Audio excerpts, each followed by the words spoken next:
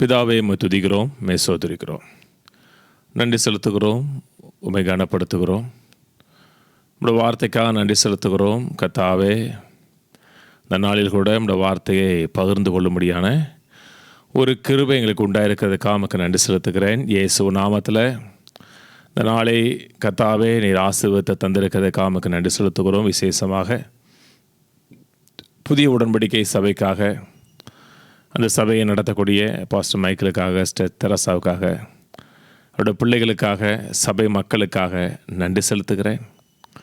இதுவரை நடத்தி வந்த கர்த்தர் என்னுடைய வாழ்க்கையில் இன்னும் நிறைவாக மேன்மையாக நடத்தி செல்ல வேண்டுமா ஜெபிக்கிறேன். புதிய காரியங்களை தேவனை புதிய விதத்தில் அனுபவிக்கும்படியாக கர்த்தர் இந்த ஊழியத்துக்கும் இந்த குடும்பத்துக்கும் கர்த்தர் கிருபை பாராட்டுறதுக்காக நன்றி செலுத்துகிறேன். நாம் உயர்ந்திருப்பதாக ஜாதிகளுக்குள்ளே உயர்ந்திருப்பேன்னு சொன்ன கர்த்தர் இந்த ஊழியத்தில் மற்ற மக்களுடைய வாழ்க்கையில் நீ உயர்ந்திருக்க வேண்டுமா ஜெபிக்கிறேன். ஆசீர்வதிங்க. இவர்களை காண்கிற ஒவ்வொருவரும் உம்முடைய நன்மையும் உம்முடைய தயவையும் உம்முடைய அளவில்லாத ஆசீர்வாதத்தையும் காணும்படியாக உதவி செய்யறக்கா நன்றி. இயேசு கிறிஸ்துவின் நாமத்தில் பிதாவே, ஆமென். புதிய ஏற்பாட்டு சபை விசுவாசிகள் ஒவ்வொருவருக்கும், சபை போதகர் பாஸ்டர் மைக்கேலுக்கும் ஸ்ரீ தெரசாவுக்கும் குடும்பத்துக்கும் இயேசு நாமத்தில் நான் உங்களை ஆசீர்வதிக்கிறேன், உங்களை வாழ்த்துகிறேன். கர்த்தர் கடந்த 10 ஆண்டுகள் உங்களை நடத்தி வந்திருக்கிறார். அதற்கான கர்த்தரை ஸ்தோத்திரிக்கிறேன். கர்த்தருடைய நாமம் இன்னும் உங்களோட வாழ்க்கையிலையும் இந்த ஊழியத்திலையும் மகிமைப்படும்படியாக நான் ஆசீர்வதிக்கிறேன். நான் எதிர்பார்க்கிறது மட்டுமல்லாமல் நீங்களும் எதிர்பார்க்க வேண்டும் என்று விரும்புகிறேன். தேவன் நம்முடைய எதிர்பார்ப்பில் கிரியை செய்கிற தேவனாக இருக்கிறார். தேவனை குறித்து வேதம் சொல்லும் பொழுது நம்பிக்கையின் தேவன் சொல்லப்பட்டிருக்கிறது. நம்பிக்கைன்னு சொல்லும் பொழுது பாசிட்டிவ் ஜாய்ஃபுல் எக்ஸ்பெக்டேஷன், முற்போக்கான சந்தோஷமான எதிர்பார்ப்புகளுக்கு தேவனாக இருக்கிறார். பெரிய காரியங்களை எதிர்பாருங்க. கர்த்தர் கடந்த 10 ஆண்டுகள் நடத்தி வந்திருக்கிறார். இன்னும் கர்த்தர் பெரிய காரியங்களை உங்கள் வாழ்க்கையில் செய்வார், இந்த ஊழியத்தில் செய்வார், உங்களுக்கு குடும்பங்களில் செய்வார் என்பதை எதிர்பாருங்கள். நான் அநேக காரியங்களை தேவனிடத்தில் எதிர்பார்த்திருக்கிறேன். எதிர்பார்த்த காரியங்கள் கர்த்தர் என் வாழ்க்கையில் நிறைவேற்றி கொடுத்திருக்கிறார். இன்னும் நிறைவேறாத காரியங்கள் எத்தனை இருக்கிறது, அவைகளை நான் விட்டுவிடவில்லை, அதை நான் மறந்து விடவில்லை. தேவன் இன்னும் பெரிய காரியங்களை, புதிய காரியங்களை செய்வார் என்று நான் எதிர்பார்க்கிறேன். நீங்களும் எதிர்பாருங்கள். வேதம் முழுவதும் பார்த்தோம் என்றால் ஒரு காரியத்தை நாம் தெளிவான முறையில் அறிந்து கொள்ள முடியும். விட்டுவிட்ட மக்கள், முடியாது என்று நினைத்த மக்கள், தொடர்ந்து பின்தொடராத மக்கள் ஜெயித்தது மாதிரி பார்க்கவே முடியாது. வேதம் முழுவதும் ஒரு பிரின்சிபல் இருக்கிறது. தொடர்ந்து விசுவாசிக்கிற மக்கள், தொடர்ந்து தேவனை உறுதியாக பற்றி கொண்ட மனதை உடைய மக்கள், அந்த மக்கள் மட்டும்தான் ஜெயித்திருக்கிறார்கள். அவர்கள் மட்டும்தான் தேவனிடத்தில் எதை எதிர்பார்த்தார்களோ அந்த எதிர்பார்த்த காரியங்களை தங்களோட வாழ்க்கையில் கண்டிருக்கிறார்கள். அவருடைய வாழ்க்கையில் தெய்வம் மகிமைப்பட்டிருக்கிறார். ஒரு தெய்வ மனிதன் சொன்னார், கென்னத் ஹேகின்கிறவர் சொன்னார், ஒரு காரியத்தை எவ்வளவு காணமானாலும் நான் அடைந்தே தீர்வேன் என்று உறுதியாக நீங்கள் நின்றீர்கள் என்றால் காலம் அதிகமாக செல்லாதுன்னு சொன்னார்.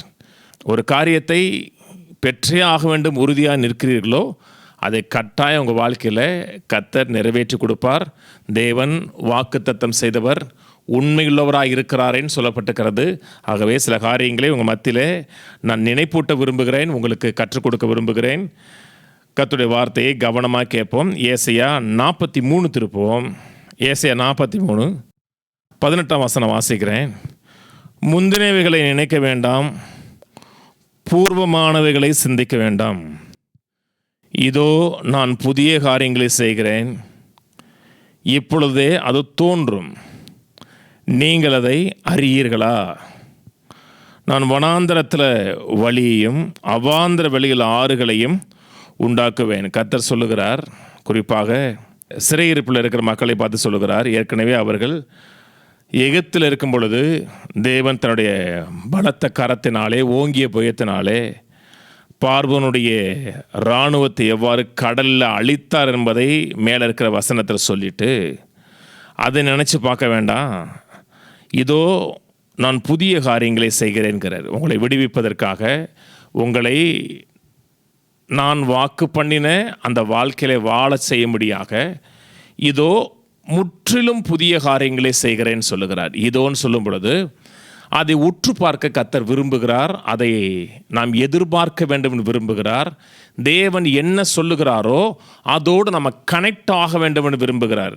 என்ன சொல்கிறார்? இப்பொழுதே அது தோன்றும். அவர் சொல்ல ஆரம்பித்த உடனே அது செயல்பட ஆரம்பிக்கிறது. அப்புறம் சொல்லுகிறார், நீங்கள் அதை அறியீர்களா? நீங்கள் அதை அறியீர்களான்னு சொல்லும் பொழுது அதோடு நீங்கள் கனெக்ட் ஆக மாட்டீர்களா, அதோடு இணைய மாட்டீர்களா என்று கேட்குறார். ஒரு காரியத்தை தேவன் நமக்கு சொல்லுகிறார். சொல்லுகிறதை கேட்கறது வேற, அதோடு நாம் இணைகிறது வேற. ஆதாம் ஏவாளை அறிந்தான் சொல்லப்பட்டபடி அந்த அளவுக்கு ஒன்றாக அந்த வார்த்தையோடு நாம் இணையும் பொழுது தேவன் சொன்ன வார்த்தைகள் நம்முடைய வாழ்க்கையில் மாம்சமாக ஆரம்பிக்கிறது, பலிக்க ஆரம்பிக்கிறது. இங்கே சொல்லுகிறார், முந்தினவைகளை நினைக்க வேண்டாம். முந்தினவைகளை நினைக்க வேண்டாம் சொல்லும் பொழுது நான் உன் வாழ்க்கையில் செய்த, கடந்த காலத்தில் செய்த நன்மைகளை எண்ணி பார்க்க வேண்டாம், அதற்காக நன்றி சொல்ல வேண்டாம், அப்படி சொல்லலை. இஸ்ரேல் மக்களை குறித்து அவர்கள் ஏன் தோல்வியடைந்தார்கள் என்பது குறித்து வேதம் சொல்லும் பொழுது சங்கீதம் 78 அவர்கள் நான் அவர்களுக்கு செய்ததை மறந்தார்கள் என்று சொல்லுகிறார். தேவன் செய்ததை மறக்கவே கூடாது. தொடர்ந்து நன்றி உள்ள மக்களாய், நன்றி அறிதல் உள்ள மக்களாய் இருக்க வேண்டும். கர்த்தருக்கு தேங்க்ஸ் பண்ணிக்கிட்டே இருக்க வேண்டும். கர்த்தர் செய்த உபகாரங்களை மறவாதே என்று சங்கீதக்காரன் சொல்லுகிறான். ஆனால் இங்கே கர்த்தர் சொல்லுகிற ஒரு காரியம் என்னவென்றால், கடந்த காலத்தில் நான் செய்த காரியங்களை மறவாத, அதே போல் இன்னொரு காரியத்தை நீ மறந்து விடாத. நான் அவ்வளோதான் செய்வேன் என்று என்னை ஒரு பெட்டிக்குள்ளே வைத்து லாக் பண்ணி விடாதங்கிறார். செங்கடலை பிளந்தார், யோர்தானை பிளந்தார், வனாந்தரத்தில் அவ்வளோ பெரிய அற்புதங்களை செய்தார். அவ்வளோதான் என்னால் செய்ய முடியும் என்று நினைக்காத. இப்பொழுதும் இதோ நீ அனுபவித்திராத, நீ ருசி பார்த்திராத, நீ கண்களிலே காணாத ஒரு காரியத்தை உன் வாழ்க்கையில் செய்ய விரும்புகிறேன்கிறார். அதை நீ அறிய மாட்டாயா, ஏற்றுக்கொள்ள மாட்டாயா என்று சொல்லுகிறார். சொல்லும் பொழுது வனாந்தரத்தில் வழி, வனாந்தரம் சொல்லும் பொழுது வழியே இல்லாத இடம். சில மக்கள் வனாந்தரத்தில் மாட்டிட்டாங்கன்னா வெளியே போகவே முடியாது, அதுலேருந்து வெளியே வருவதற்கான வாய்ப்பே கிடையாது. வழி இல்லாமல் தொடர்ந்து சுற்றி சுற்றி சுற்றி தெரிந்து அங்கே மாண்டு விடுவார்கள். ஏன்னா வனாந்தரங்கிறது வழி இல்லாத இடம். அந்த வழியே இல்லாத இடத்துல நான் வழிகளை உண்டாக்குறவன். அவாந்தர வெளியில் தண்ணீரே இல்லாத பாலைவனத்தில் நான் ஆறுகளை உண்டாக்குறவன் சொல்கிறார். தேவன் தன்னுடைய சிருஷ்டிப்பின் வல்லமையை மனதில் வைத்து இதை எதிர்பார், இதை வாஞ்சி உன் வாழ்க்கையில் நான் செய்வேன் என்று கர்த்தர் சொல்லுகிறார் என்றால், உங்களுடைய பார்ட்டி என்னுடைய பார்ட்டி என்னவா இருக்கும் என்றால், நான் விசுவாசிக்கிறேன். இதுவரை இல்லாத அளவுக்கு கடந்த 10 ஆண்டுகள் எங்கள் வாழ்க்கையில் ஊழியத்தில் தேவன் செய்யாததை, அறிந்திராததை இந்த புதிய ஆண்டில் நாங்கள் காண்போம் என்பதை நீங்கள் எதிர்பார்த்தீர்கள் என்றால் கர்த்தர் உங்கள் வாழ்க்கையில் செய்யாது வல்லவராக இருக்கிறார். பக்கத்தோட சொல்லுங்க, தேவன் இந்த ஆண்டிலே நாம் அனுபவித்திராத, எதிர்பார்த்திராத புதிய காரியங்களை செய்கிறார். சந்தோஷமாக சொல்லுங்கள், மன மகிழ்ச்சியோடு, சிரிப்போடு, பின்னாடி காலத்தில் பார்த்து சொல்லுங்கள், தேவன் என் வாழ்க்கையில் இதுவரை நான் அனுபவித்திராத, கண்டிராத பெரிய காரியங்களை, புதிய காரியங்களை செய்கிறார். அதை நான் எதிர்பார்க்கிறேன். ஆமேன். எதிர்பாருங்க. நீங்கள் எதிர்பார்க்கிறதை தேவன் நிச்சயமாகவே உங்கள் வாழ்க்கையில் செய்ய வல்லவராக இருக்கிறார். ஏசாயா 43:18 நான் நியூ லிவிங் டிரான்ஸ்லேஷனில் போட்டு காமிக்கிறேன். But forget all that, it is nothing compared to what I am going to do. அதெல்லாம் மறந்துடு. கடந்த காலத்தை செய்த மறந்துடு. It is nothing compare. நான் என்ன செய்ய போகிறேன் என்பதை அதை கம்பேர் பண்ணவே முடியாதுங்கிறார் கர்த்தர். உங்கள் வாழ்க்கையில் கடந்த 10 ஆண்டுகள் எத்தனை நன்மைகள், எத்தனை கிருபைகள், எத்தனை அனுகூலங்கள் செய்திருக்கலாம். ஆக தேங்க்ஸ் பண்ணுங்கள். அதோடு தேவன் நின்று விடுவது கிடையாது. இன்னும் தேவன் இதுவரை அனுபவித்திராத பெரிய காரியங்களை செய்வார் என்று எதிர்பாருங்கள். 19ஆம் வசனம் சொல்கிறார், ஃபார் ஐ ஆம் about to do something new. இதுவரை இல்லாத ஒரு புதிய காரியங்களை கர்த்தர் செய்ய விரும்புகிறார், வாஞ்சிக்கிறார். நான் தேவனை அறிந்து கிட்டத்தட்ட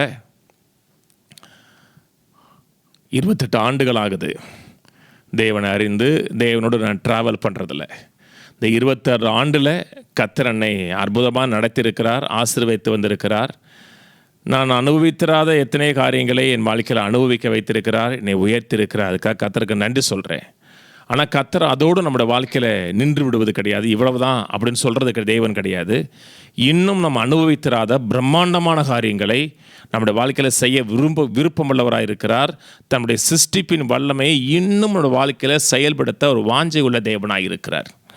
ஏசாயா 42 எடுப்போம். ஏசாயா 42 முதல் அதிகாரத்தில் 42:9 பூர்வத்தில் தெரிவிக்கப்பட்டவைகள் இதோ நிறைவேறலாகின சொல்கிறாரு. கடந்த காலத்தில் நான் என்ன சொன்னனோ அதெல்லாம் கொஞ்சம் உற்றுப்பார். இதோனா கொஞ்சம் உற்றுப்பார். அவைகள் எல்லாம் நிறைவேறலாகின. எல்லாமே நான் சொன்ன அனைத்துமே நிறைவேறி இருக்கு. நான் சொன்ன ஒரு வார்த்தை கூட தரையில் விழலை, வீணாக போகலை. நான் சொன்ன அனைத்தும் நிறைவேறலாகின. புதியவைகளையும் நானே அறிவிக்கிறேன். அவைகள் தோன்றாததற்கு முன்னே அவைகளை உங்களுக்கு சொல்லுகிறேன். புதிய காரியங்களை சொல்கிறேன். அது தோன்றாதற்கு முன்பாக, உங்களுடைய கண்களுக்கு தெரிவதற்கு முன்பாகவே அதை நான் சொல்லுகிறேன். ஏன் சொல்லுகிறேன்னு சொல்கிறார் என்றால், அவைகளை நாம் எதிர்பார்க்க வேண்டும் என்று விரும்புகிறார். வேதம் முழுவதும் தேவன் தான் செய்ய போகிற காரியங்களை ஏற்கனவே சொல்லுகிறார். சொல்லுகிறது மட்டுமல்ல, அதை எதிர்பார்க்கும்படியாக ஒரு கூட்டம் மக்களை கர்த்தர் ஆயத்தம் பண்ணுகிறார். இங்கே சொல்லுகிறார், நான் தோன்றுவதற்கு முன்பாக நான் சொல்லுகிறேன்கிறாரு. 23 உங்களில் இதற்கு செவி கொடுத்து பின் வருகிறதை கவனித்து கேட்கிறவன் யார்? உங்களில் யார் இதற்கு செவி கொடுப்பாங்க? செவி கொடுப்பாங்கன்னா யார் இந்த வார்த்தையை ஏற்றுக்கொள்வாங்க? யார் விசுவாசிப்பாங்க? விசுவாசித்து யார் பரவசத்தோடு எதிர்பார்ப்பார்கள் என்று கர்த்தர் கேட்கிறார். யாராவது விசுவாசிக்கிற ஆட்கள் இருக்கீங்களா? இதை எதிர்பார்க்கிற ஆட்கள் இருக்கீங்களா? நான் என்ன சொல்லுகிறேன் என்பதை நீங்கள் வாஞ்சிக்கக்கூடிய ஆட்களாக இருக்கீங்களா? அதை பெற்றுக்கொள்ளக்கூடிய ஆளாக இருக்கீங்களா? என் வாழ்க்கையில், என் ஊழியத்தில் நிறைவேறும் என்று வாஞ்சை உள்ள மக்களாக இருக்கிறீங்களான்னு கர்த்தர் கேட்குறார். நான் என்ன சொல்கிறேன்னா, கர்த்தாவே நான் இருக்கிறேன், அப்படி தான் நீங்களும் இருக்கணும். கர்த்தாவே உடைய வார்த்தையை நான் விசுவாசிக்க நான் ரெடியாக இருக்கிறேன். இதுவரை இல்லாத அளவுக்கு புதிய காரியங்களை, என் கற்பனை கட்டாத காரியங்களை நான் காண விரும்புகிறேன், வாஞ்சிக்க விரும்புகிறேன்னு நினச்சிங்கன்னா, கர்த்தர் தம்முடைய வல்லமையை உங்கள் வாழ்க்கையில் இன்றைக்கும் செயல்படுத்த வல்லமை உள்ளவராக இருக்கிறார். தேவன் மாறுவது கிடையாது. தேவனுடைய வல்லமை மாறுவது கிடையாது.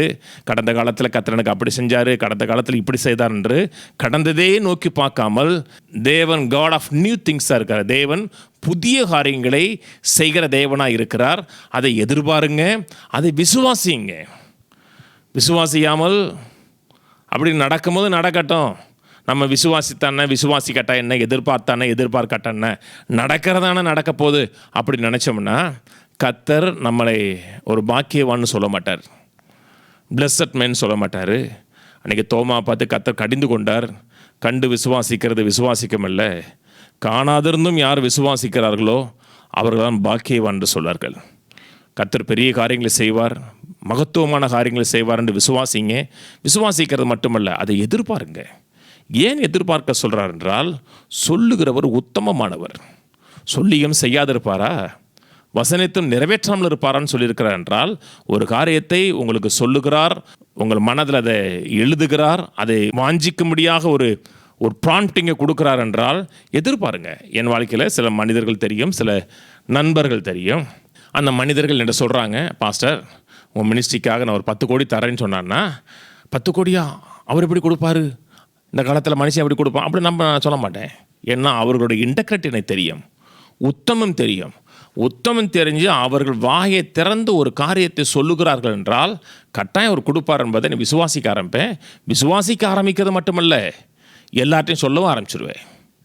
அவர் எனக்கு 10 கோடி தரேன்னு சொல்லியிருக்கிறாரு, ஊழியத்தை செய்வேன்னு சொல்லியிருக்காருன்னா அப்படி எல்லார்ட்டையும் சொல்ல ஆரம்பிப்பேன். ஏன் சொல்ல ஆரம்பிப்பேன்னா, சொல்லி அவர் செய்யலைன்னா ஏமாந்துருவோமே, அப்படி இல்லை. ஏன்னா சொன்னவருடைய இன்டெகிரிட்டி இருக்குது, உத்தமம் இருக்குது. தேவன் ஒரு காரியத்தை உனக்கு செய்வேன், இதுவரை அனுபவித்திராத 10 ஆண்டுகள் நீ அனுபவித்திராத காரியங்களை உனக்கு செய்வேன் என்று சொன்னார் என்றால், அதை வாஞ்சியோடு எதிர்பார்த்தீர்கள் என்றால் கர்த்தர் நிச்சயமாகவே உங்கள் வாழ்க்கையில் செய்ய வல்லமையுள்ளவராக இருக்கிறார். நான் எதிர்பார்க்கிறேன், இதுவரை என் வாழ்க்கையில் நான் அனுபவித்திராத, சந்தித்திராத பெரிய காரியங்களை, புதிய காரியங்களை தேவன் செய்வார் என்று நான் எதிர்பார்க்கிறேன். கர்த்தர் என் சிறையிருப்பை மாற்றுவார், என் கஷ்டங்களை நீக்குவார், என் வாழ்க்கையில் எல்லா துன்பங்களையும் நீக்குவார், புதிய வாசல்களை ஏற்படுத்துவார் என்றால் நாமே நல்லலியா நான் ஏற்றுக்கொள்கிறேன்னு சொல்கிறேன். அப்படி விசுவாசித்தீர்கள் என்றால் நீங்கள் எதிர்பார்க்கிற அந்த எதிர்பார்ப்பின் காலம் குறியிட்டே வரும்.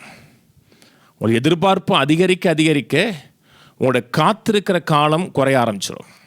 எந்த அளவுக்கு ஈகர வாஞ்சையோடு எதிர்பார்க்கிறோமோ அந்த அளவுக்கு நம்முடைய நிறைவேறுகிற அந்த காலத்தினுடைய அளவு குறைய ஆரம்பிக்கும்.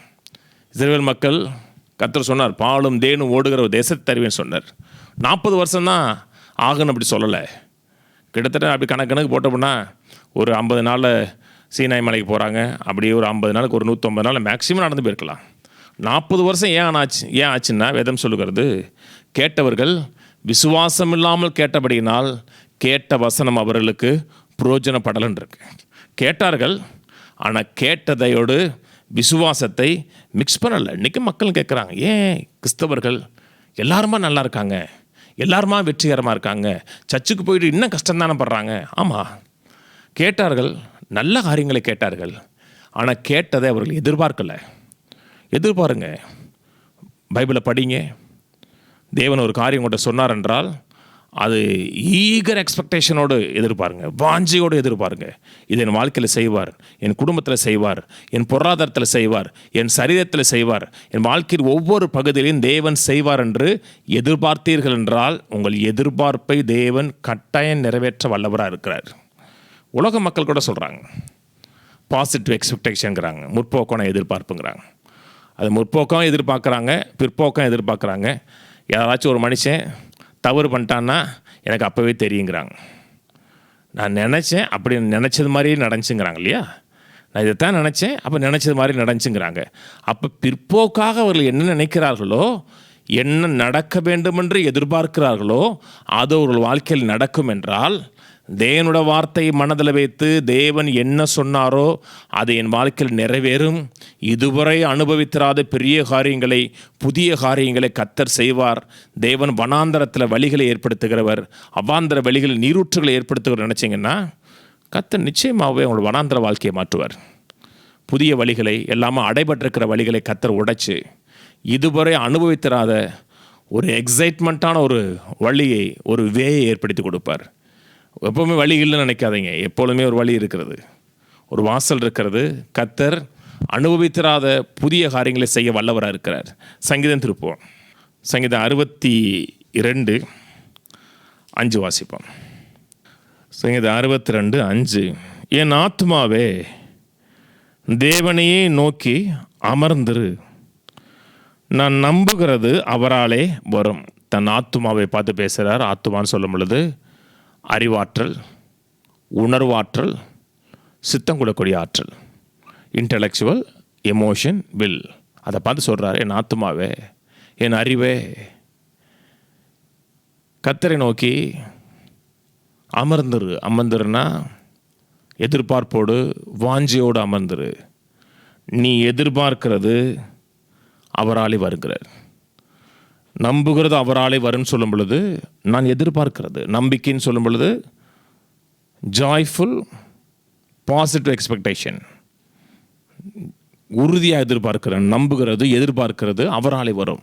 அவராலே வரும்னு சொல்கிறதை இப்படி சொல்லலாம், அவரும் அவரோட வார்த்தை ஒன்று. நான் என்ன நம்புகிறேனோ, நான் நம்புகிறது அவரோட வார்த்தையால் வரும். ஏன்னா வார்த்தையில், நான் கையில் வைத்திருக்கிற வேதத்தில் தேவன் ஒரு காரியத்தை எழுதி வைத்திருக்கிறார் என்றால், அதனுடைய காப்பி என் கையில் இருக்கிறது என்றால், அதை கர்த்தர் நான் எதிர்பார்ப்பதற்காக தான், நான் சொந்தம் பாராட்டுவதற்காக தான் எழுதி வைத்திருக்கிறார் என்றால் அதை நான் எதிர்பார்க்கிறேன். ஒரு காலத்தில் ரோமர் 10:10 படித்தேன். நான் ரட்சிக்கப்பட முடியும்னு எதிர்பார்த்தேன். கர்த்தராகிய இயேசு கிறிஸ்துவின் வாயினால் அறிக்கையிட்டு தேவன் அவரை மரித்தோர்ந்து எழுப்பினார் என்று விசுவாசித்தால் ரட்சிக்கப்படுவாயின்னு சொன்னது. விசுவாசித்தேன், வாயை திறந்து சொன்னேன், ரட்சிக்கப்பட்டேன். என்ன தேவன் வார்த்தையில் எழுதியிருக்கிறார். தேவன் பொய் சொல்ல மனிதன் அல்ல, மனம் மாற மனுபுத்திரன் அல்ல, சொல்லியிருக்கிறான்னு கட்டாயம் செய்வார் என்று எதிர்பார்த்தேன். நான் நம்புகிறது அவராலே வருகிறதை எதிர்பார்த்தேன். மிகப்பெரிய அற்புதம், ரட்சிக்கப்பட்டேன். சுகமாகணுமா? வேதம் சொல்லுகிறது அவருடைய தழும்புகளால் நாம் சுகமானம் சொல்லப்பட்டிருக்கிறது. அதை எதிர்பாருங்க. நான் அவருடைய தழும்புகளால் சுகமான, நீங்கள் நம்புகிறது அவராலே வரும். கடல்லாம் அடைச்சு என் தேவன் தம்முடைய மகிமையின் ஐஸ்வர்யத்தின்படி என் குறையெல்லாம் கிறிஸ்து இயேசுவுக்கள் நிறைவாக்குவார்னு நினச்சிங்கன்னா நீங்கள் என்ன நினைக்கிறீர்களோ அது உங்கள் வாழ்க்கையில் உண்டாகும். ஏனென்றால் நீங்கள் நம்புகிறது, நீங்கள் எதிர்பார்க்கிறது, நீங்கள் வாஞ்சிக்கிறது கனவு உலகத்தில் கூடாது, எதே ஒன்று இருக்கக்கூடாது, அது வேதத்தில் இருக்கணும். நான் நம்புகிறது அவராலே வரணும், வார்த்தையெல்லாம் வரும். வார்த்தை தான் அழியாத மாறாத அஸ்திபாரமாக இருக்கிறது. அந்த வார்த்தையில் ஒன்று இருக்கிறது என்றால், தேவனோட வார்த்தை ஒன்று சொல்லுகிறது என்றால், வார்த்தை தான் என்னுடைய எதிர்பார்ப்புக்கு அஸ்திபாரமாக இருக்கிறது. வார்த்தை சொல்லுது யோவான் 10:10, நானோ அவைகளுக்கு ஜீவனை கொடுக்கவும் அந்த ஜீவன் பரிபூர்ண பணம் வந்தேன்கிறார். அதை மெசேஜ் பைபிளில் போட்டிருக்கு, வாசித்து காமிக்கிறேன் உங்களுக்கு. I came so they can have real and eternal life, more and better life than they ever dreamed of. நான் வந்தேன் ஒரு உண்மையான லைஃபும், வாழ்க்கைனா எப்படி வாழணும் அந்த வாழ்க்கையும், ஒரு நித்திய ஜீவனையும், அவர்கள் கனவு காண முடியாத ஒரு சிறந்த வாழ்க்கை கொடுக்க வந்தேன்கிறார். நீங்கள் என்ன கனவு கண்டீர்களோ, கனவு காண்கிறதுக்கு மேலாக தேவன் நமக்கு சிறந்த வாழ்க்கையை, மேலான வாழ்க்கையை கொடுக்க விரும்புகிறார்னு படித்தோம்னா, அப்போ படிக்கணும், வாஞ்சியோடு படிக்கணும். இது உயிலை போல படிக்கணும். தேவனுக்கு எழுதியிருக்கிற உயில்னு படிக்கணும், அதை விரும்பணும், வாஞ்சிக்கணும், விசுவாசிக்கணும். வேதத்தில் அடிக்கடி ஆண்டவர் சொல்கிறார், உன் விசுவாசத்தின்படி ஆக கடவுங்கிறார். உன் விசுவாசத்தின்படி ஆக கடவு என்றால் உன்னுடைய எதிர்பார்ப்பின்படி ஆக கடவுது. விசுவாசம் இருக்கிறது என்றால் விசுவாசம் அடுத்த ஸ்டேஜ் அடைய ஆரம்பிக்கும், எதிர்பார்க்க ஆரம்பிக்கும், வாஞ்சிக்க ஆரம்பிக்கும். எதை விசுவாசிக்கிறோமோ அதன் வாழ்க்கையில் கட்டாயம் நடக்கும். எதிர்பார்ப்புன்னு சொல்லும் பொழுது ஈகர் ஆன்டிசிபேஷன், ஒரு வாஞ்சியோடு எதிர்பார்ப்பது, ஏதோ ஒரு நல்லது, ஒரு அற்புதம் என் வாழ்க்கையில் நடக்கும் என்கிற ஒரு ஸ்ட்ராங் பிலீஃப் இருப்பது. ஓரல் ராபர்ட் தன்னுடைய மீட்டிங் எல்லாத்துலேயும் ஒரு காரியம் சொன்னார், something good is going to happen to you டுடேனர். ஏதோ ஒரு நன்மை இன்றைக்கு உங்களுக்கு நடக்க போகிறேன்னு சொன்னார். அந்த எதிர்பார்ப்போடு தான் மெசேஜை ஆரம்பித்தார். ஏதோ ஒரு நன்மை நடக்கும், ஒரு அற்புதம் நடக்கும், இந்த நிலையிலிருந்து நான் வெளியே வருவேன் என்று எதிர்பார்ப்பு தான் கிறிஸ்தவ வாழ்க்கை. மார்க் 11:24 சொல்லுகிறது, எவைகளை விரும்புவீர்களோ, எவைகளை ஜெபிப்பீர்களோ பெற்றுக்கொள்கிறேன் என்று விசுவாசிங்கன்னா எதிர்பாருங்க, அப்பொழுது அவைகள் உண்டாகும் இருக்கு. அப்படி எதிர்பார்ப்போடு போனீங்கன்னா நீங்கள் நம்புகிறது அவராலே, அவரோட வார்த்தையாலே வரும். கையில் பற்றி சொல்லுவோம், நான் நம்புகிறது கர்த்தராலே, அவரோட வார்த்தையாலே வரும். ஆமேன். அப்படி எதிர்பாருங்க. வாழ்க்கைங்கிற களத்துக்குள்ளே இறங்கும் பொழுதே பார்க்கலாம் அப்படின்னு இறங்காதீங்க. உள்ளே போகும்போதே கர்த்தர் உங்களை விலை கொடுத்து வாங்கியிருக்கிறார். விலை கொடுத்து வாங்கி உங்களை வாழ்க்கைங்கிற கேமுக்குள்ளே உங்களை அனுப்பியிருக்கிறாரு. உங்களை அனுப்பியிருக்காரு, என்னை அனுப்பியிருக்கிறார் என்றால் போயிட்டு வா, முடிஞ்சால் ஜெயிச்சிட்டு வா அப்படின்னு சொல்கிறதுக்கு இல்லை. ஐபிஎல் மேட்ச் நடந்துச்சு, கோடிக்கணக்கில் ஆள் கொடுத்து வாங்குகிறான், 5 கோடி 10 கோடின்னு வாங்குகிறான். ஏன் வாங்குகிறான்? தோத்தாலும் பரவாயில்ல அப்படின்னா. அவனை பல கோடி கொடுத்து உள்ளே அனுப்புகிறான்னா, ட்ரைனிங் கொடுத்து அனுப்புகிறான்னா, அவன் ஜெயிச்சுட்டு வரும்படி தான் அந்த ஓனர் எதிர்பார்க்குறான். கர்த்தர் உங்களை வாழ்க்கைங்கிற கேமில் ஏன் அனுப்பியிருக்கிறார் என்றால், நீங்களும் நானும் ஜெயிச்சுட்டு வரும்படி தான் கர்த்தர் அனுப்பியிருக்கிறார். சில மக்கள் ட்ரைனிங் கொடுத்து சொல்லுவாங்க, நல்லா விளையாடு, ரிசல்ட்டை பார்க்காத, நல்லா விளையாடுறது முக்கியம். நல்லா விளையாடுறது முக்கியம், ஆனால் ரொம்ப முக்கியம் நான் என்ன விளையாடுறனோ, எதுக்குள்ளே போகிறனோ அதுக்குள்ளே நான் கட்டாயம் வெற்றியோடு ஜெயத்தோடு வரணும். இல்லைங்க நான் நம்பினேங்க, நான் நிறைய காரியங்களை எதிர்பார்த்தேன், நான் எதிர்பார்த்து இன்னும் நடக்கலைன்னா, வேதம் சொல்லுகிறது நீதிமொழி 23:18, நிச்சயமாகவே முடிவு உண்டு, உன் நம்பிக்கை வீண் போகாதுன்றிருக்கு. நிச்சயமே ஒரு முடிவு இருக்குது. நம்ம நம்புறது தேவனோட வார்த்தையை நம்புகிறோம் என்றால் நிச்சயமாகவே ஒரு பாசிட்டிவ் எண்ட் இருக்குது, நிச்சயம் முடிவு இருக்காது, நல்ல முடிவாக இருக்குது. நான் நம்புகிறது, என்னோட நம்பிக்கை வீண் போகாது. கர்த்தர் உங்கள் வாழ்க்கையில் அற்புதம் செஞ்சுருக்கிறார், ரசித்திருக்கிறார். அது உங்களுக்கு பரவசத்தை ஏற்படுத்தி கொடுக்கணும். ஏதோ ஒரு நன்மை செய்திருக்கிறார். நன்மை பெறாத ஆட்கள் ரசிக்கப்பட்டிருக்க இருக்க முடியாது. தாவீது சிங்கத்தை அடித்தான், கரடி அடித்தான், அது அவனுக்கு ஒரு எதிர்பார்ப்பை ஏற்படுத்தி கொடுக்குது. என்ன எதிர்பார்ப்பை ஏற்படுத்தி கொடுக்குன்னா, இந்த கோலியாத்தை என்னால் ஜெயிக்க முடியும், மேற்கொள்ள முடியுங்கிற ஒரு கான்ஃபிடென்ட் எக்ஸ்பெக்டேஷன் இருக்குது, எதிர்பார்ப்பு இருக்கிறது. அந்த எதிர்பார்ப்போடு தான் போகிறான். போகும்போதே என்ன செய்வேன்னு சொல்லிட்டு போகிறான். கர்த்தர் ஒரு காரியம் சொல்கிறார், உனக்கு புதிய காரியங்களை செய்வேன், இதுவரை அனுபவித்தராத காரியங்களை செய்வேன்னா அந்த பாசிட்டிவ் எக்ஸ்பெக்டேஷன் இருக்கணும். ஏன்னா தேவனை குறித்த ஒரு காரியம் என்னதென்றால் அவர் சொல்ல ஆகும், அவர் கட்டளையிட நிற்கும் இருக்கு. அவர் சொன்னார் என்றால் அவ்வளோதான், ஃபைனல். சொல்லியும் செய்யாதிருப்பார் என்ற கட்டாயம் செய்வார். ஒரு காலத்தில் மனுக்குலத்துக்கு பார்த்து சொன்னார், உன் வித்துக்கும் அவர்கள் வித்துக்கும் பகை உண்டாக்குவேன், அவர் உன் தலையை நசுக்குவார்ன்னு பிசாசை பார்த்து சொன்னார். நீங்கள் எதிர்பார்க்குறீங்க இல்லையோ, பிசாசு எதிர்பார்த்தான். என்னை நசுக்கிறதுக்கு ஒருத்தர் வருவார் என்பது எதிர்பார்த்தான். ஒவ்வொரு ஆண் பிள்ளை பிறக்கும் பொழுதும், ஒவ்வொரு சாம்பியன்ஸ் பிறக்கும் பொழுதும் இவன் தான் என்று எதிர்பார்த்தான். அவன் எதிர்பார்த்தது அவனுக்கு அப்படி நடந்துச்சு.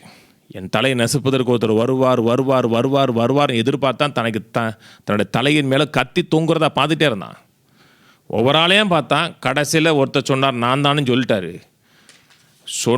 சொன்னது மாதிரியே அவன் தலையை நசுக்கினார். எதிர்பாருங்க, பெருசாக எதிர்பாருங்க, சர்ச்சுக்கு பெரிய இடத்த எதிர்பாருங்க, ஆரோக்கியமான இடமா பாருங்க, நிறைய ஆத்துமாக்களை எதிர்பாருங்க, நோயற்ற வாழ்க்கையை எதிர்பாருங்க. எதிர்பார்க்கிறது மட்டுமல்ல, அதை எழுதுங்க, உங்கள் கண்களுக்கு முன்பாக வைங்க, உங்கள் மனக்கண்களுக்கு முன்பாக வைங்க. வேதம் சொல்லுகிறது, தரிசனம் இல்லாத இடத்துல ஜனங்கள் கெட்டு போகிறான்னு இருக்கு. ஒரு தரிசனம் வைங்க, நான் இப்படி இருப்பேன், இந்த விதத்தில் இருப்பேன், தரிசனம் வைங்க. அந்த தரிசனத்தை நோக்கி பார்த்து ஓடுங்க. அதை நோக்கி பார்த்து ஓடினீங்கன்னா உங்கள் வாழ்க்கையில் கால தாமதமாகாது. கர்த்தர் நிச்சயமாக அற்புதங்களை செய்வார். தேவனை குறித்த காரியம் என்னதென்றால், தேவன் திருப்புமுனைகளை ஏற்படுத்துகிற தேவன் திருப்புமுனைகளை ஏற்படுத்துவார் என்று விசுவாசிங்கன்னா அதை விசுவாசிங்க, அதே நேரத்தில் எழுதுங்க. ஒரு தேவ மனிதன் இந்த மோட்டிவேஷன்லாம் பேசுகிறவர், motivation speaker doctor Norman Vincent பேல்ங்கிற ஒருத்தர். அவர் புக் எழுதியிருக்காரு, இந்த பவர் ஆஃப் பாசிட்டிவ் எக்ஸ்பெக்டேஷன் ஒரு புக் எழுதியிருக்கிறார். அது ஒரு சம்பவம் சொல்கிறாரு. ஒரு பிஸ்னஸ்மேன் மீட்டிங்கில் எல்லாரும் அடுத்த வருஷம் நான் எப்படி இருப்போம், என்னவா மாறுவோம் என்பதை ஒரு பேப்பரில் எழுதுங்க, அதை விசுவாசிங்க, அடுத்த வருஷம் நம்ம பார்ப்போம் எத்தனை நமக்கு நிறைவேறிருக்கு என்பதை பேப்பரில் எழுதி அடுத்த வருஷம் பார்ப்போம் என்று பேப்பரில் எழுதி க்ளோஸ் பண்ணி ஒரு பாக்ஸில் போட்டு போயிட்டாங்க. அடுத்த வருஷம் வந்தது. எல்லாருமே அவர்கள் எதை எழுதினார்களோ எழுதுனதை வாசித்தார்கள். எனக்கு 5 நிறைவேறிச்சு, எனக்கு 10 நிறைவேறிச்சு, எனக்கு 2 நிறைவேறிச்சுன்னு சொன்னாங்க. ஒரே ஒருத்தர் மட்டும் அமைதியாக இருந்தார். ஏன் உங்களுக்கு ஒன்றும் நிறைவேறலையா அப்படின்னு சொல்லும் பொழுது அவருடைய அந்த என்வெலப்பை பிரித்து பார்க்கும்போது, எனக்கு என்ன புதுசாக நடக்க போகுது, வழக்கமான அதே சோகமான அதே எந்த நன்மையும் நடக்காத ஒரு வாழ்க்கை தான் எனக்கு இந்த வருஷம் நடக்கும்னு எழுதினார். அவரை பார்த்து சொன்னாங்க, உங்களுக்கு தாங்க 100க்கு 100% கரெக்டாக நடந்திருக்குனாங்க. ஏன்னா அவர் என்ன எதிர்பார்க்கல, என் வாழ்க்கை மாறாது, என் வாழ்க்கை இப்படி தான் இருக்குன்னு எதிர்பார்த்தார். அவர் எதிர்பார்த்தது அப்படியே நடந்துருது. நான் பிற்போக்கு எதிர்பார்க்க வேண்டாம், வார்த்தையை எதிர்பாருங்க. வார்த்தை எதிர்பார்க்க மட்டுமல்ல, கண்களுக்கு முன்பாக வைங்க. அன்றைக்கி ஆபிரகாமுக்கு இம்பாசிபிளான காரியம், 100 வயசு, மனைவி 90 வயசு, வானத்து நட்சத்திரங்களை தொடர்ந்து பார்க்க சொன்னார், உற்று பார்க்க சொன்னார். இதோங்கிறார். இதோன்னா தொடர்ந்து அதே பார், உன் சந்ததி இப்படி இருக்கும், உன் கற்பப்பரப்பு உண்டாகுன்னு சொல்கிறார். அதை பார்க்க வைத்தார். எதை பார்த்தாரோ அது அப்படி அவங்க வாழ்க்கையில் நடந்துச்சு. ஏன்னா தேவன் பொய் சொல்ல முடியாது மட்டுமல்ல, தேவனை காட் ஆஃப் பிரேக்கிங் த்ரூன்னு சொல்கிறோம். காட் ஆஃப் பிரேக்கிங் த்ரூ, திருப்புமுனைகளை ஏற்படுத்துகிற தேவன் சொல்கிறோம். வேதத்தில் தேவனை குறித்து நிறைய காரியங்களை நாம் பார்க்குறோம். அவரை நாம் இரட்சகராக பார்க்குறோம், சுகமாக்குறவராக பார்க்குறோம், விடுவிக்கிறவராக பார்க்குறோம், மேய்ப்பராக பார்க்குறோம். அதே நேரத்தில் தேவனை நீங்கள் பார்க்க வேண்டிய இன்னொரு முக்கியமான ஒரு காரியம், தேவன் திருப்புமுனைகளை ஏற்படுத்துகிற தேவன் பாருங்கள். திருப்புமுனைகள்னால் இப்படி இப்படி இப்படி நடக்குமா என்பதை எதிர்பார்க்க முடியாத அளவுக்கு ஒரு டோட்டல் பிரேக் த்ரூவை ஏற்படுத்துகிற தேவன் தான் நம்முடைய தேவன். வேதம் முழுவதும் பார்த்திங்கன்னா தாவீது தேவனோட ஒரு க்ளோஸ் என்கவுண்டர் இருந்துகிட்டே இருந்துச்சு. இன்றைக்கி நம்ம சொல்கிறோம், என் அடைக்கலம், என் கோட்டை, என் தேவன், என் தஞ்சம் அப்படி சொல்கிறோம். நம்ம பைபிளில் இருக்கிறத சொல்கிறோம். அந்த மனிதன் அனுபவித்து சொன்னார். கர்த்தரின் கோட்டைன்னு சொல்லும் பொழுது மெய்யாவை ஒரு கோட்டையாக பார்த்தார், ஒரு அடைக்கலமாக பார்த்தார், அரணாக பார்த்தார். கர்த்தரன் மேய்ப்பரான்னு சொல்லும் பொழுது சும்மா சொல்லணுங்கிறக்காக சொல்லலை, மெய்யாகவே கர்த்தர் என் வாழ்க்கையில் மேய்ப்பர் என்பதை அவர் கண்டார், அறிந்தார். அதே போல் தேவனை குறித்த ஒரு காரியம், தேவன் திருப்புமுனைகளை ஏற்படுத்துகிற தேவன். தேவன் திருப்புமுனைகளை ஏற்படுத்துவார் என்று நீங்கள் விசுவாசிக்கிறீர்கள் என்றால், அது இம்பாசிபிளாக இருக்கலாம், வாய்ப்பே இல்லாமல் இருக்கலாம். தேவன் திருப்புமுனைகளை ஏற்படுத்துவார்னு விசுவாசித்தோம்னால் எதிர்பார்க்கிறதை விட்டு விடாதீர்கள். தேவன் திருப்புமுனை ஏற்படுத்துவான்னு விசுவாசத்துக்கு அப்புறமும் நான் எதிர்பார்க்கறது விட்டுட்டேன்னா அது ஞானமில்லாத காரியம். வாசிப்போம். 1 நாளாகமம் 14 தாவீது ராஜாவாக மாறிட்டார். 2ஆம் வசனம், கர்த்தர் தன்னை இஸ்ரவேல் மேல் ராஜாவாக திடப்படுத்தி இஸ்ரவேல் என்னும் தம்முடைய ஜனத்து நிமித்தம் தன்னுடைய ராஜ்யத்தை மிகவும் உயர்த்தினார் என்று தாவீது அறிந்து கொண்டான். இப்பொழுது தாவீது வெறும் யூத கோத்திரத்துக்கு மட்டுமல்ல, முழு இஸ்ரேல் தேசத்துக்கும் 12 கோத்திரத்துக்கும் ராஜாவாக மாறியிருக்கிறார் என்பதை அறிந்து கர்த்தர் தன்னை உயர்த்தினார் என்று தாவீது அறிந்து கொண்டான். 8ஆம் வசனம், தாவீது சமஸ்த இஸ்ரவேல் மேலும் ராஜாவாக அபிஷேகம் பண்ணப்பட்டதை பெலிஸ்தர் கேள்விப்பட்ட போது பெலிஸ்தர் எல்லோரும் தாவீதை தேடும்படி வந்தார்கள். அதை தாவீது கேட்ட பொழுது அவர்களுக்கு விரோதமாக புறப்பட்டான். சமஸ்த இஸ்ரவேல் மேலே முழு இஸ்ரேல் ராஜாவாக மாறினான் என்று பெலிஸ்தர் கேள்விப்பட்டது. எல்லாரும்னா எல்லா படைகளும், முழு படைகளும் அவனை தேடும்படி வந்தார்கள் என்றால் அவனை அழிக்கும்படி வந்தார்கள். ஆரம்பத்திலேயே அவனை அழிச்சரணும் என்பதை வந்தார்கள். நம்ம வாழ்க்கை வெற்றி பெறும் பொழுது இருக்கிற நிலையிலிருந்து அடுத்த நிலைக்கு போகும்பொழுது சில எதிர்ப்புகளை பிசாசு கொண்டு வருவான். எதிர்ப்புகளை பிசாசு கொண்டு வரும் பொழுது சோர்ந்து போயிடவானா. ஏன்னா உங்களை அழைத்த தேவன் உங்கள் கூட இருக்கிறார், உங்களுக்காக ஒரு நோக்கம் வைத்திருக்கிறார். சில எதிர்ப்புகள், எதிர்மறையான காரியங்கள் வளர்ந்த பொழுது சோர்ந்து போய்விட வேண்டாம். கர்த்தர் இன்றைக்கும் ஜீவிக்கிறார், நம்மை ஒரு இடத்துலேருந்து கொண்டு வந்திருக்கிறார் என்றால் நோக்கம் வைத்து, நோக்கத்தை எழுதி தான் நம்ம இந்த பூமிக்கு அனுப்பியிருக்கிறார். உன்னை தாவீது தேவனை நோக்கி ஜெபிக்கிறார். பெலிஸ்தர் ரெப்பாயும் பள்ளத்தாக்கிலே பரவி இருந்தார்கள்.